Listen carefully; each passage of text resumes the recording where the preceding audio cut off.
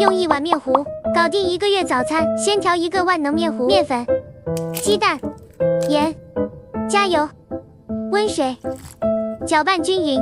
西葫芦、胡萝卜、蔬菜加盐杀一下，挤出多余水分。蔬菜丝加入面糊，撒葱花、大蒜粉调味，搅和均匀。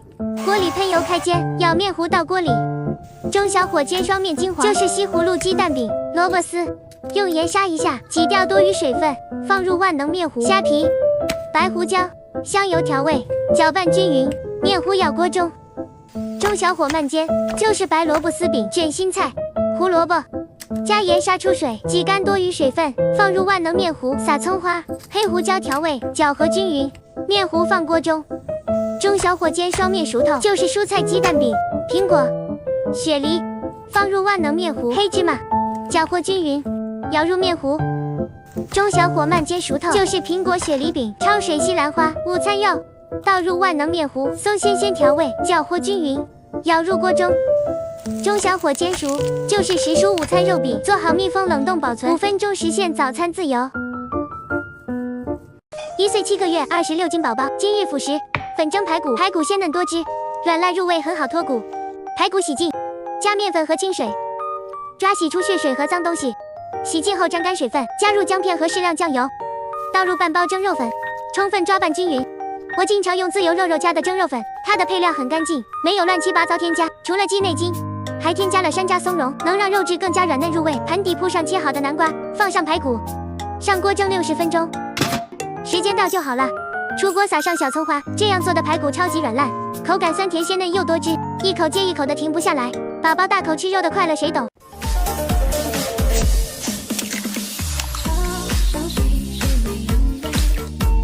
炸弹。